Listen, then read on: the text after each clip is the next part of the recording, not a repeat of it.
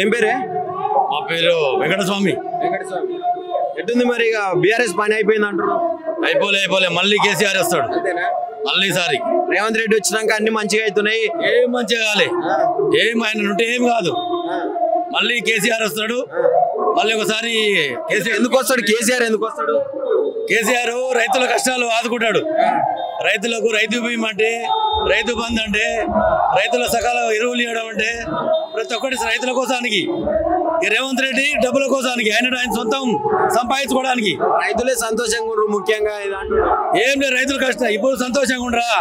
ఒకసారి రమ్మని రేవంత్ రెడ్డి వచ్చి వర్షాలు చూడమని చూద్దాం. వర్షాలు మొత్తము ఇప్పుడు మనం 9 నెలలు కుడతాం, ఆ వర్షాలు ఉడక 3 నెలలకి ఇంతాయి. అవి 4 నెలలకి యూరియా వేస్తే వరి వంతదా? మా యూరియా నిన్న మన ఎంత కష్టాలు ఉన్నాయని తెలుసు కదా. ఒక బస్తాకి ఓపిక లేదంట, రైతులకు ఓపిక లేక ఇట్లా అయిందంట. ఓపిక లేకనా? వరి నాటితే ఎన్ని నెలలకు వంతది వరి? ఓపిక లేకనా?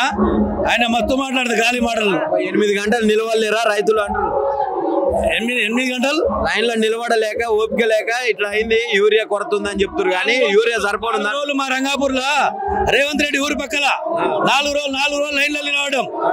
4 రోజులు నేనే నిలబడ్డా లైన్ లో. 4 రోజులు, ఒక రోజు కాదు. సినిమా టికెట్లకు అయితే నిలబడతారు కానీ దీంట్లోకి నిలవలేరా అంటాడు. అంటే తిరుపతి అంటే నీ కొడుకుంటాలని దండం పెట్టుకుంటూ పోతావు. ఇక్కడ ఇంటి లాల్ బతకాలి కదా, ఒడ్లు వంతేనే కదా. ఆయన తిరుపతి దేనికి పోతాడు? ఏదైనా ముక్కువాడి కోసానికి పోతాడు. ఇక్కడ ఇంటి లాలు ఒరి వంతనే కదా తినేది. ఆయన మత్తు గాలి మాట మాట్లాడతాడు. కేసీఆర్ పాలన అట్లా లేకుండే. కేసీఆర్ ప్రతి ఒక్కటి రైతు గురించి ఆలోచన చేసిండు. ఈయన పాలన ఏమైనా అని పటేళ్ల రాజ్యం మళ్ళీ వచ్చింది. ఈయన రాజ్యం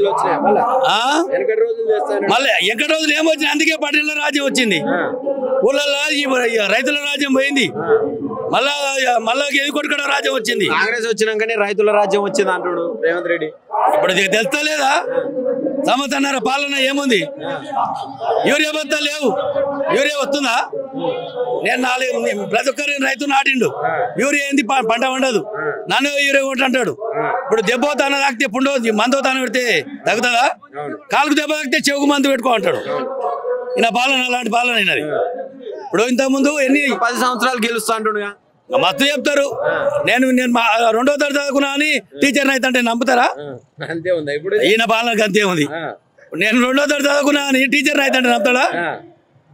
అంటావు. ఈయన పాలనకు అంతే ఉంది, ఏం లేదు. మళ్ళీ గెలిచే పరిస్థితి లేదా? మళ్ళా నువ్వు చూడరా, అది సర్పంచ్ ఎలక్షన్లు పెడుతున్నాడు. సర్పంచ్ ఎలక్షన్ దేనికి పెడతలేడు? దీని గురించే పెడతలేడు. పెట్టండి. ఇప్పుడు ఇంకొకసారి రైతు బంద్ చేసిర్రు, అదొకసారి రైతు బంద్ చేసి పెడదాం అనుకుంటున్నాను. ఆయన ఉంటే ఏది కాదు, అయిపోయింది ఇక, చాప్టర్ క్లోజ్. కిరణ్ కుమార్ రెడ్డి లేకనే ఈయన. కిరణ్ కుమార్ రెడ్డి అప్పుడు మన ఉమ్మడి ఆంధ్రప్రదేశ్ ఉన్నాడు, ఏమన్నాడు? తెలంగాణకి ఏమి అని అన్నట్టు ఈయన నా జిల్లా అని ఏమి లేదు. అందరూ అంటారు మా అమ్మకు నేను పెద్ద కొడుకును, మంచోనే అని పనులు ఏం చేయను. ఇప్పుడు మా అమ్మకు గారు వాళ్ళ పెద్ద కొడుకు నేను, మా అమ్మ నన్ను పెద్ద కొడుకు పులిపిడ్డ అంటది. పనులు ఏం చేయకపోతే ఏం లాభం? ఈయన పాలక అంతే ఉంది. ఏం చెప్పాలనుకుంటున్నారు రేవంత్ రెడ్డికి పైన? ఏం చెప్పాలి? ఇప్పుడు రైతుల అన్ని మంచి వసతులు చూసుకుంటే మళ్ళీసారికి వెళ్తాడు. రైతుల చూడండి ఇంకేం చేస్తాడు? రైతులు ఇంతవరకు ఈ వరకు రైతు బంద్ ఏది 2 సార్లు వేసే కనుమసారి ఏది ఇప్పుడు వాడాలి. మెయిన్ ఇప్పుడు ఉద్యోగస్తులు ముఖ్యం కాదు. నువ్వు ఫ్రీ బస్సు పెట్టినావు, ఎవరు బాగుపడుతురు? ఉద్యోగస్తులే బాగుపడుతురు. కోటీశ్వరాలని చేస్తున్నాడు ఆడవాళ్ళని. ఎవరు చేస్తాడబ్బా? కోటి ఉద్యోగస్తులు ఏం చేస్తాడు? ఈ పేదోళ్ళ భార్య అది కాడు. పేదోళ్ళ భార్య ఎప్పుడు కష్టం చేసుకొని వస్తుంది.